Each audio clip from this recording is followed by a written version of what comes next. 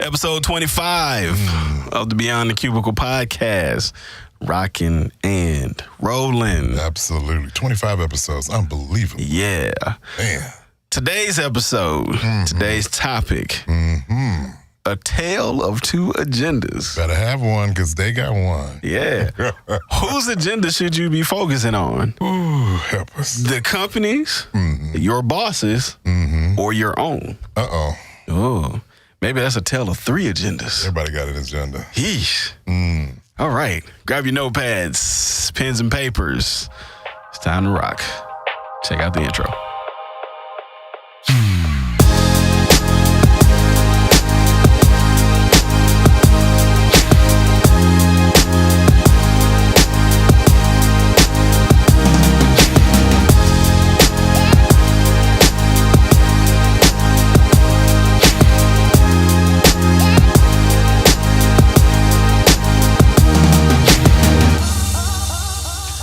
And we're back.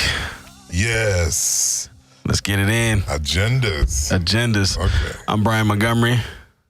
I'm the You forgot your name? Man. If my wife tells me what my name is, I do it. It's Eric Kelly, man. Yes, sir. Yeah. Man, I'm feeling like this is going to end up being a good one today. Oh yeah. Because I feel like we've kind of mentioned this a little bit over the last few episodes, but it's time to get completely into it. It's real. All right. Take care of some of the normal business first. Social media. If it's your first time listening to us, you can check us out on Facebook, Instagram, and Twitter at This Is BTC. YouTube. We're on YouTube. We put out the video component of the episodes right along with the audio every week. You can go to youtube.com and just search Beyond the Cubicle, and you'll find us right there. If you're listening on Apple Podcast, yes, let's go down there and rate and review us. 5 stars. All 5. Please 5. Just 5. 5 stars. Just rate, leave a quick review. Let us know how we're doing. Let us know what you think. And, that just helps other people find us on the platform. What else? I think that's about it. That's it. Look, man, it's time to jump straight into this topic. Oh, yeah. Yeah. Agendas, man. Agendas. Yeah. So, break it down for me. Man, briefly. People go to work. Yes. Thinking everybody went to work to do a work. Yeah. Man, people went to work to get something. You go to work to get something. Absolutely. You have an agenda. Absolutely. Okay. You're a person of faith, so a lot of the personal things that you would do are tempered by your belief system. Right. But everybody doesn't have the same belief system. Right. And everybody has an agenda. So understanding the company's got an agenda, that's why they hired you. Your boss has an agenda because you work for them, and then you got yours. So what are you going to do? So we have the company's agenda. Then we have the boss's agenda. And then there's our own personal agenda. Yep. Right. Are these always competing for the most part? Yeah. Okay, first, think about the company's agenda. Yeah. What, I've heard people say, I wish those people over there at that company could get their act together. I wish that company would get their act together. Man, a company's not a person. No, it's not technically, no. There was a couple of books out, and I loved it, but I keep reading books on corporations and how they function.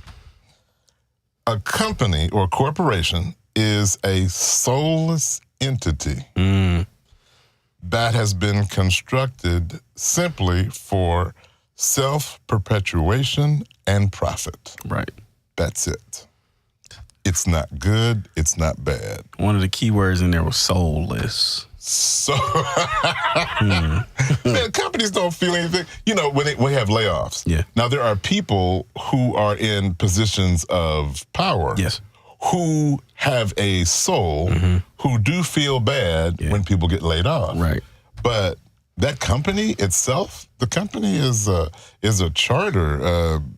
No, the company doesn't feel anything. Right. Because the company laid off people so that their labor line would be smaller and they'd have more profits. Right. So that's a given. So the company's agenda is to exist forever. Forever and make tons of money, to make more money this year than we did last year. Yep. And that's it. And that's how companies exist. It's forever. Now, right under that, there have been people that have been selected to be representatives of the company that we call bosses. Okay, and in multiple layers throughout. They have agendas. They have agendas. But here's the one thing: they only get promoted because they've proven to higher ups in the company that they will support the company agenda. And that's where I was going, right? And so those people have two priorities. One, theirs has to take the back seat in some ways, but they have to support the company agenda. And in supporting the company agenda, oftentimes they're supporting their own personal agenda. There you go. That's bonuses. That's stock options. That's that good thing. Yes. And then below that, you have your staff level. Right. And they have their agendas. Right, because they're dreaming of moving up and getting some of those goodies that the layer above them has. Right. Yeah. The challenge there has always seemed to be there becomes this this rebellious nature almost, like, well, the company agenda is not what needs to be the focus. They need to take care of their people and my agenda, which typically our agendas are just to, I'm exchanging time for money. For dollars. Yeah. And I want more dollars. And so. And they say you can put in more time. Yeah, you can put in more time. And you can commit to supporting this company agenda to possibly get some more dollars. Absolutely. Right. Yeah, this is a painful thing for people that are trying to grow their careers because they think somebody cares. And I don't want to sound too cynical, but, take it from an old guy. I was working at a place that had a bunch of interns, and I was looking, they're young, and they're coming out of school, and they're just, man, they're bright, shiny faces, and they are clever, and they're intelligent, and they're educated, and they're articulate, but they have something that none of the rest of us have. Which is? Hope. The longer you work, your hope tends to fade. That is crazy. And they have exuberant hope. Oh, they are so happy. You know what I'm saying? And you don't want to insult them and say, you need to get off that stuff. Yeah. But because they're looking at and you know this from school. You come out of school with a business degree. You have been trained to work in business structures. Yeah. But they did not teach you how to start a business. No. They did not teach you how to create a business or become an entrepreneur. And yet they gave you, when you learned all these principles, a business degree. So when you understand that, we're educated, and I don't want to go too far south on how I view that, but we're educated to work in the system. Yes. And so in working in the system, what they needed to have added in school is the agenda of the system. Okay. And it's simply to make money and to perpetuate itself forever. So in a way, we've been getting it wrong by infusing our feelings into this whole process. My mom is gone, but I will tell you, we joke, man, we laugh so hard. And I used to tell people, I destroy the English. I said, don't nobody love me but my mama, and I ain't sure of her on Tuesdays. Yeah.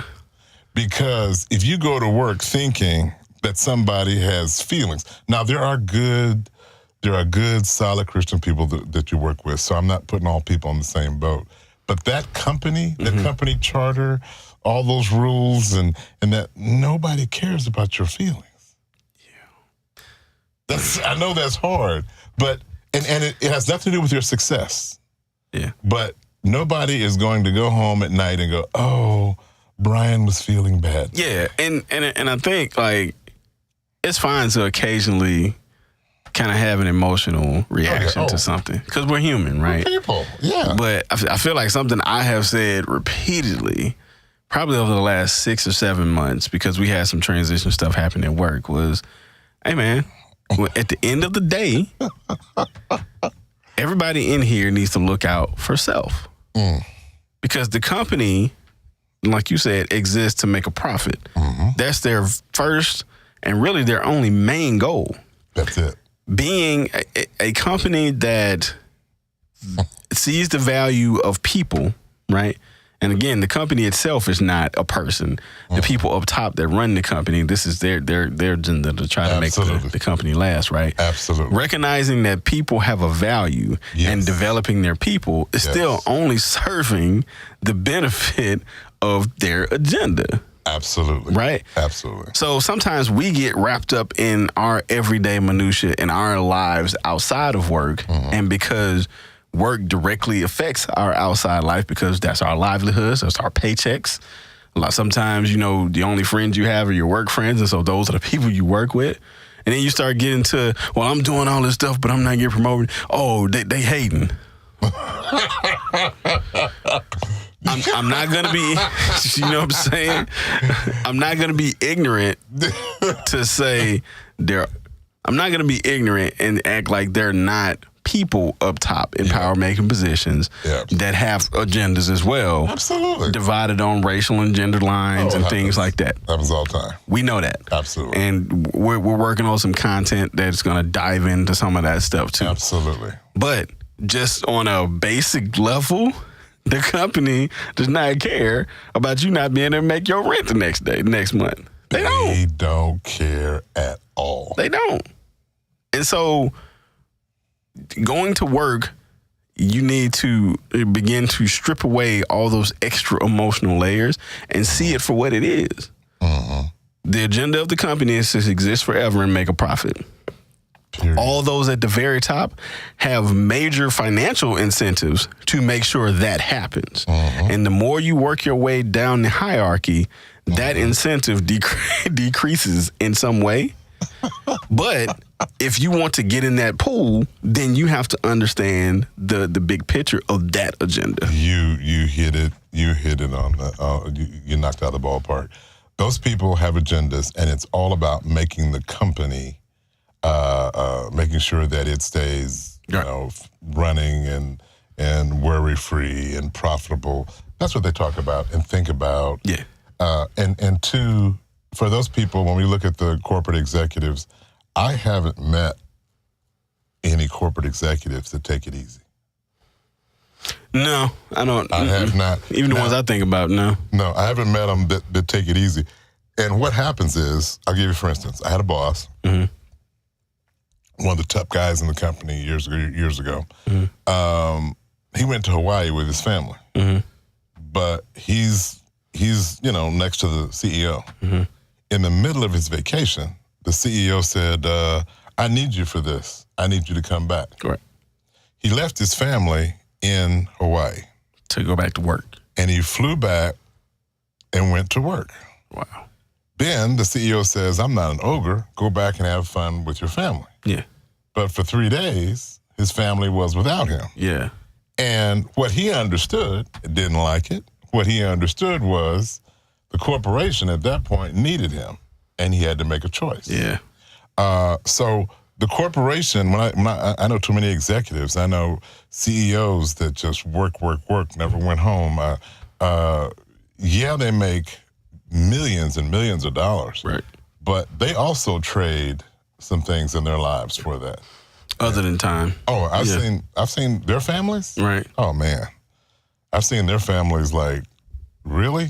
And then you look at you look at some of what they've produced and realize how much of a toll it actually took on their family. Yeah. So, story time, real quick from me. Got it. And this story will kind of highlight, kind of keeping the bigger picture in order, right? And why, the company will be okay if you make a different decision for the betterment of your own personal situation, right?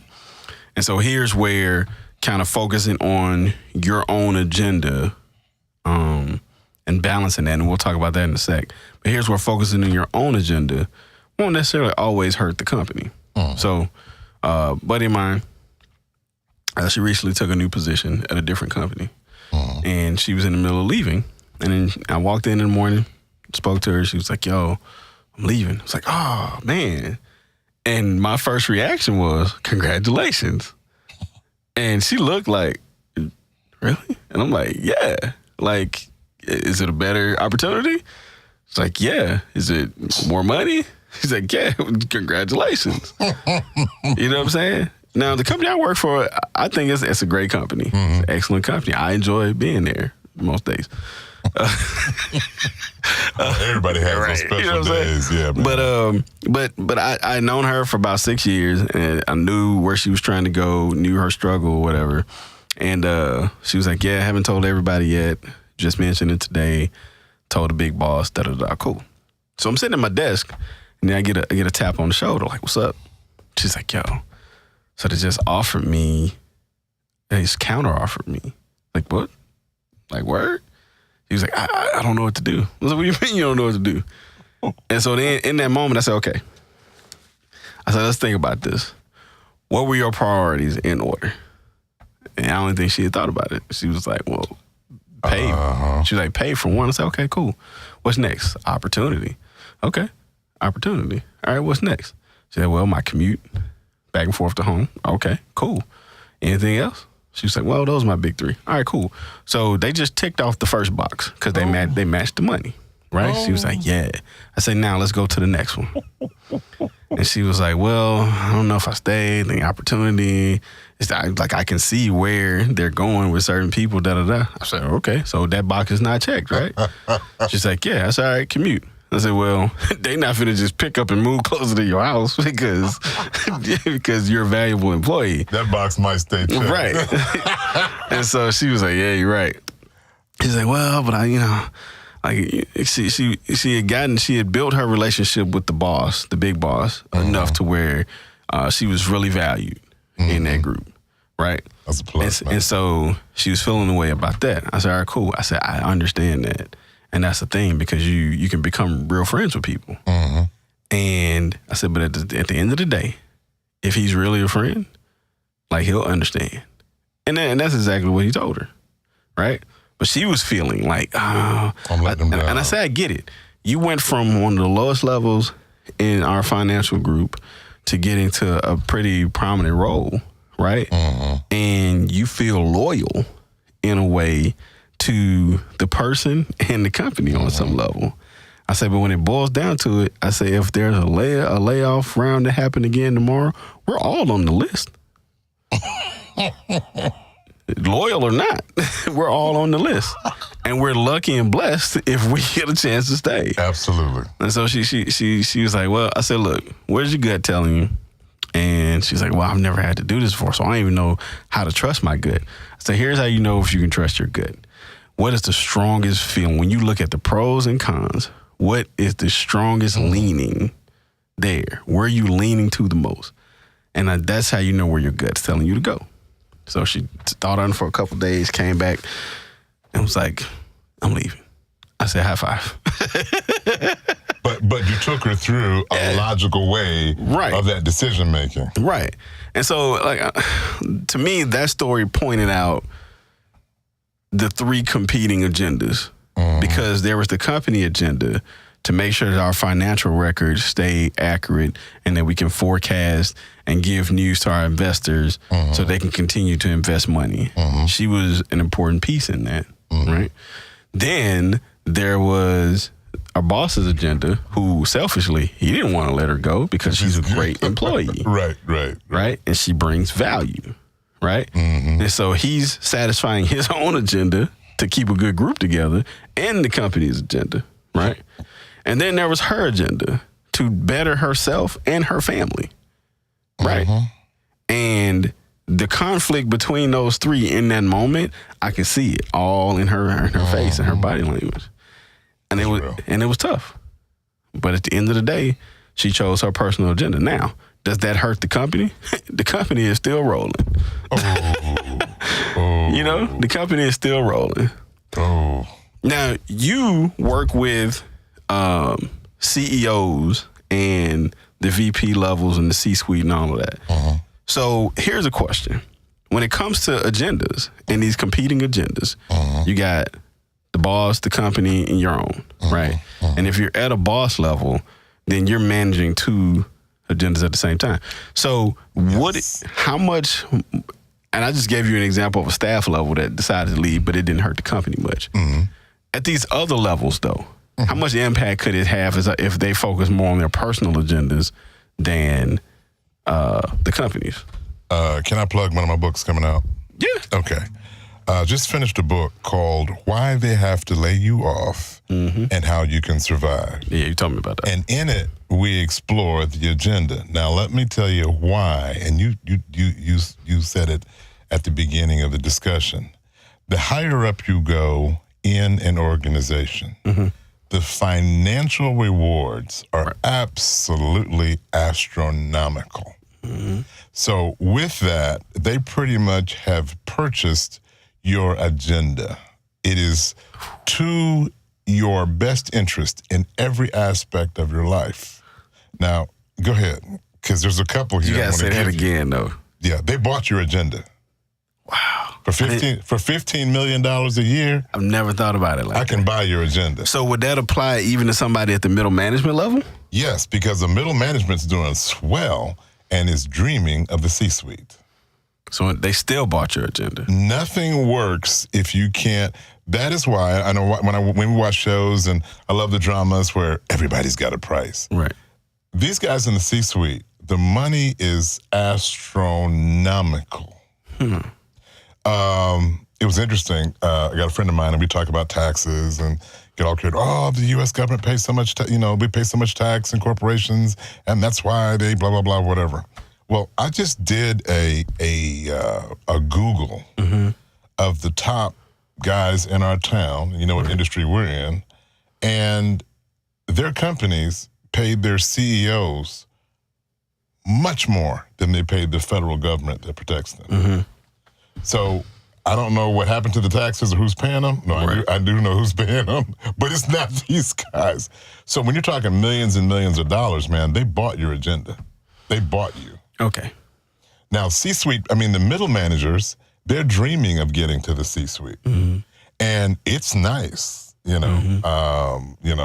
a middle manager, I will tell you, it's a nice piece of change coming through there. Yeah. You can go live wherever you want to live, drive whatever you want to drive. Yeah. Kids go to whatever college they need to go to. So, and you are comfortably in the top 5% of the wage earners in the U.S. So that's just middle management of a mid-cap company.